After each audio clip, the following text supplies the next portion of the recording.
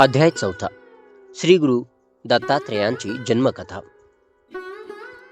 श्री गणेशाय नमः. सिद्धयोगी नामधारकाला दत्त जन्माख्यान सांगू लागला. तो म्हणाला, वत्सा, सृष्टीच्या उत्पत्तीपूर्वी सर्व जलमय होते. नंतर त्यात हिरण्यगर्भ निर्माण झाले. हिरण्यगर्भ म्हणजेच रजोगुणाने उत्पन्न झालेला ब्रह्मा. त्याला ब्रह्मांड असेही म्हणतात. त्याची 2 शकले झाली, आकाश आणि भूमी. ब्रह्माने त्यामध्ये 14 भुवनांची रचना केली. 10 दिशा, काळ, मन, बुद्धी, वाणी व कामादी षडविकार उत्पन्न केले. मग त्या सृष्टीची विस्तृत रचना करण्यासाठी मरीची, अत्री, अंगिरस, पुलस्त्य, पुलह, क्रतु आणि वसिष्ठ असे 7 मानसपुत्र सप्तर्षी जे आहेत निर्माण केले. अनुसया ही अत्री ऋषींची पत्नी. ती महान पतिव्रता होती. पती सेवेने तिचा पुण्य प्रभाव इतका वाढला की त्या पुण्याईच्या बळावरती स्वर्गाची स्वामिनी होते की काय अशी देवांना चिंता वाटू लागली.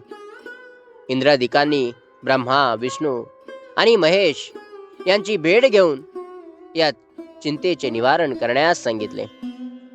इंद्र म्हणाला, अनुसया पतिभक्त आहे. तिचे अलौकिक आचरण पाहून सूर्यही घाबरतो.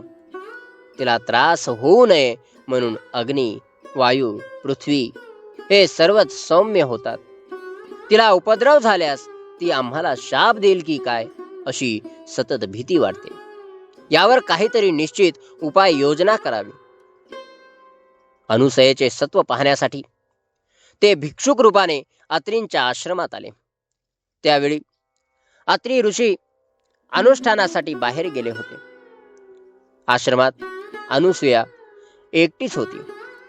त्यांनी तिला हाक मारली व म्हणाले, आम्ही ब्राह्मण अतिथी खूप भुकेलेलो आहोत. तुम्ही इच्छा भोजन देता अशी कीर्ती ऐकून येथे आलो आहोत. अनुसयेने त्यांचे यथोचित स्वागत केले. ते म्हणाले, आम्ही स्नानादी कर्मे करूनच आलो आहोत. अत्री येईपर्यंत थांबणे आम्हाला शक्य नाही. त्वरित भोजन देत असाल तर ठीक, नाही तर आम्ही जातो. त्यांचे म्हणणे मान्य करून अनुसयेने त्यांना आश्रमात नेले. त्यांना पाटावर बसविले, पात्रे मांडली. तेव्हा भिक्षुक म्हणाले, हे सती, आम्ही तुझ्या सौंदर्याची कीर्ती ऐकून येथे आलो आहोत. तुझ्या हातच्या स्वयंपाकाची चव घ्यावी आणि तुझे विवस्त्र सौंदर्य पाहावे अशी आमची इच्छा आहे. तू नग्न होऊन आम्हाला वाढणार असशील तरच आम्ही जेवण करू, अन्यथा निघून जाऊ. हे ब्राह्मण आपले सत्व पाहण्यासाठी आलेले कोणीतरी श्रेष्ठ महात्मा आहेत हे अनुसूयाच्या लक्षात आले. अतिथी विन्मुख गेले तर पतीच्या आज्ञेचे उल्लंघन, विवस्त्र होऊन वाढावे तर पतिव्रतेचा धर्म मोडतो. प्रसंग बिकट आहे. मार्ग तर काढायलाच पाहिजे. आज माझ्या पतीच्या तपश्चर्येचीच परीक्षा आहे. तीच माझे रक्षण करेल असा विचार करून तिने अतिथींच्या मागणीला होकार दिला. ती स्वयंपाकगृहात गेली. तेथे विवस्त्र होऊन पक्वान्नांची पात्रे उचलली. माझ्या पतीची तपश्चर्या श्रेष्ठ असेल तर हे तिन्ही अतिथी लहान बालके होतील असे म्हणून ती बाहेर आली. तर काय आश्चर्य, त्या भिक्षुकांची तान्ही बालके झाली. ती भुकेने व्याकुळ होऊन रडू लागली. अनुसूया अचंबित झाली.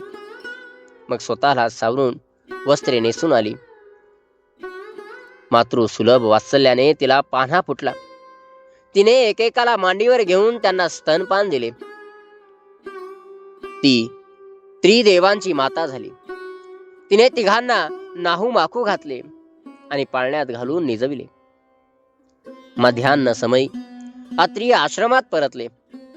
पाळण्यात झोपलेल्या बालकांना पाहून त्यांना मोठे आश्चर्य वाटले. अनुसूयेने त्यांना सर्व वृत्तांत सांगितला. अत्रींनी अंतर्ज्ञानाने त्यांची स्वरूप खून जाणली.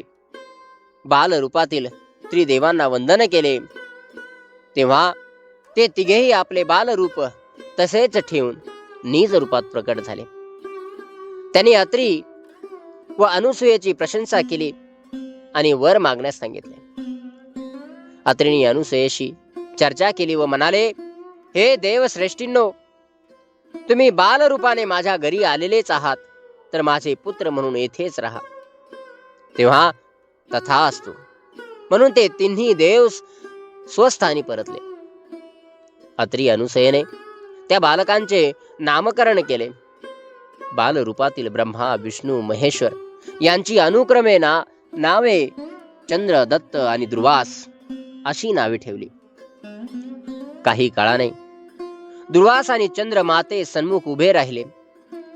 दुर्वास म्हणाला, आई, मी तीर्थयात्रा व तपश्चर्या करणार आहे, मला निरोप दे. चंद्र म्हणाला, मी तारांगणात राहून तुमच्या चरणांचे नित्य दर्शन घेईन, शीतल चांदणे पसरून सर्वांना सुख देईन, पृथ्वीवरील वनस्पतींचे पोषण करीन. विष्णू मूर्ती दत्त, तुझ्यापाशी राहून तुझी सेवा करेन. अनुसूयेने त्यांना जाण्याची आज्ञा दिली. विष्णू दत्त रूपाने अत्री आश्रमी राहिला.